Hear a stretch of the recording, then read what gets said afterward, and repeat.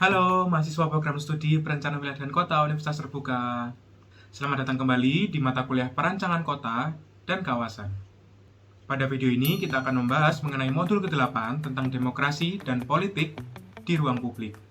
Pembahasan akan dibagi menjadi dua, yakni terkait kebijakan perancangan serta ruang publik dan placemaking. Kegiatan belajar pertama yakni mengenai kebijakan perancangan. Saat ini, desain kota sebagai kebijakan publik didorong oleh imperatif kota kewirausahaan. Ini tercermin dalam proyek regenerasi properti ikonik, bangunan ikonik, dan ruang publik yang spektakuler. Terdapat 12 prinsip kebijakan perancangan menurut Punter tahun 2007. Prinsip tersebut secara garis besar yakni mengembangkan desain perkotaan sebagai kebijakan publik, menekankan peran strategis dan lokalnya, membawa semua pemangku kepentingan ke dalam hubungan yang lebih erat, dan memanfaatkan seluruh instrumen desain dan perencanaan untuk mencapai proses manajemen, pengembangan yang lebih demokratis dan efektif. 12 prinsip kebijakan perancangan tersebut adalah yang pertama, berkomitmen pada visi komprehensif dan terkoordinasi dengan keindahan lingkungan dan desain.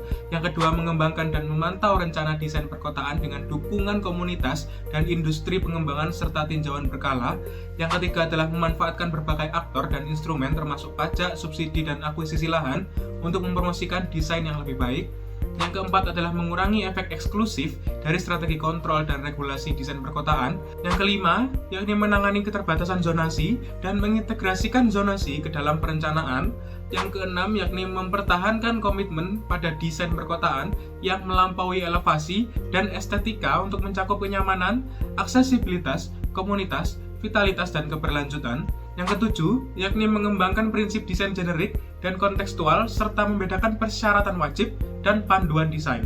Yang kedelapan, tidak mencoba mengontrol semua aspek desain komunitas, tetapi mengakomodasi spontanitas organik, vitalitas, inovasi, dan pluralisme.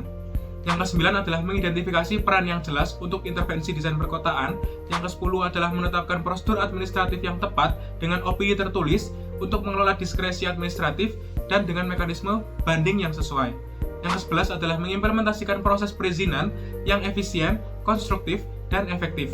Kemudian yang ke-12 adalah menyediakan keterampilan dan keahlian desain yang sesuai untuk mendukung proses tinjauan. Kemudian, kegiatan belajar yang kedua adalah mengenai ruang publik dan placemaking.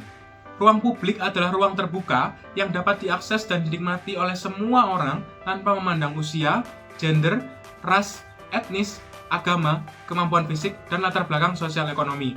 Ruang publik merupakan aset berharga bagi masyarakat dan harus dijaga dan dikelola dengan baik. Pemerintah dan masyarakat harus bekerja sama untuk memastikan bahwa semua orang memiliki akses ke ruang publik yang berkualitas tinggi. Selanjutnya, placemaking.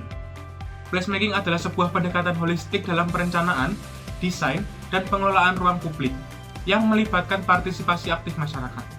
Terdapat 4 aspek utama yang perlu diperhatikan untuk mencapai keberhasilan sebuah tempat.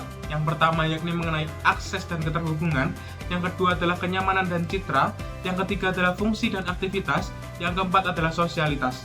Kemudian, prinsip utama placemaking adalah berfokus pada kebutuhan pengguna dengan melibatkan masyarakat secara langsung. Placemaking menginspirasi kolaborasi dan partisipasi masyarakat. Dengan bekerja sama, mereka dapat menata ulang dan menemukan kembali ruang publik sebagai jantung komunitas.